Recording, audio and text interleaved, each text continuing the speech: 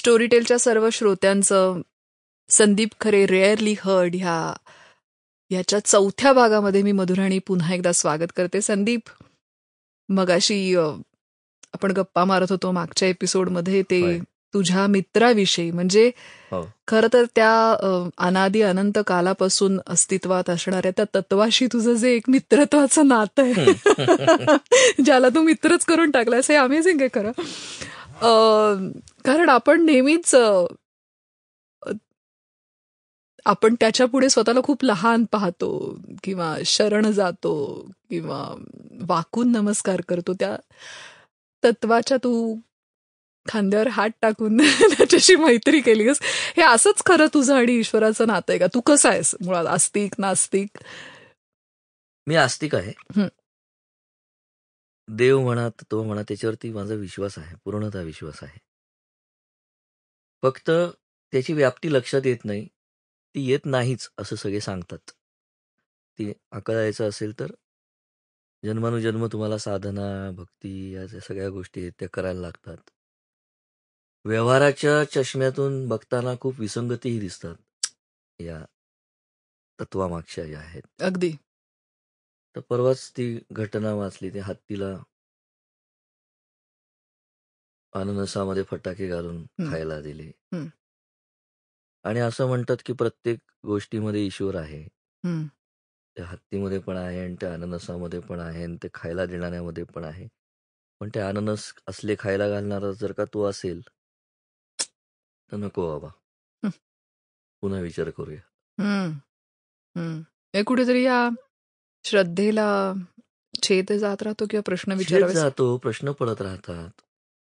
आणि एकीकडे असंही असतं ना की इतकी वर्ष, इतकी शतकं या लोकांनी, संतांनी म्हणू, साधू, संत, सिद्ध, की ज्यांनी हे अनुभवलं आहे किंवा हे असं आहे, असं जे भजनातून सांगतात, अभंगातून सांगतात, वेगवेगळ्या मोठमोठ्या ग्रंथातून सांगतात. ज्ञानेश्वर माऊलींसारखी व्यक्ती आहे, संत आहेत, तुकोबांची गाथा आहे, रामदासांचं दासबोध आहे.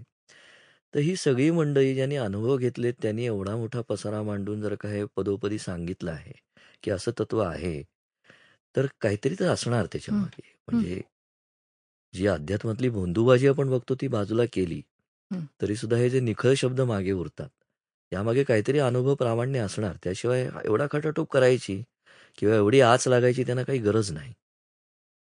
मग त्या मार्गाकडे बघता बघता आणि आत्ता आपण ज्या ठेचा खातो आहोत श्रद्धा या संकल्पनेवरती, तर याच्यात खूप तफावत पडत जाते. मग कधी मन इकडे ओढ घेतं, कधी तिकडे ओढ घेतं. एक कविता वाचतो. हो. कवितेचं शीर्षक आहे मन गाभारा. हं. हं. तसा निरागस असतो हसतो चेहरा माझा, हं. तसे बोलतो चराचरातून तू असल्याचे ईश्वर. हं. तसा निरागस असतो हसतो चेहरा माझा, तसे बोलतो चराचरातून तू असल्याचे, तरी न कळते कुंपण पडले कधी श्रद्धेला, खरंय. भाळावरल्या ठसठशी तशा एक आठीचे. वा. ते मी आता इन्सिडेंट सांगितलं तसं, किंवा काय म्हणतात क्रौर्याच्या परिसीमा आपण रोजच बघतो. आपल्याला आठी पडते ना कपाळावर की काय आहे हे एक्झॅक्टली, नक्की काय आहे, करता करविता तो आहे का नाही आहे. म्हणजे डज ही ॲग्री की हे चाललंय त्याच्याशी. तरी न कळते कुंपण पडले कधी श्रद्धेला, भाळावरल्या ठसठशीत अशा एका आठीचे, दिवस रोजचा कापूर बनून उडून चालला, खरंय. आईल तीरना पैल तीरना असे राहिलो.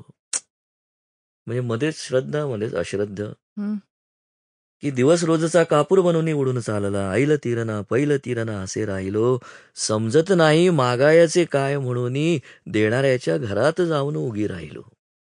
खरंय. खरंय. टिळे लावणी मद्य प्यायची लाज वाटते, म्हणून येऊ स्वेद जरासा भाळी ईश्वरा.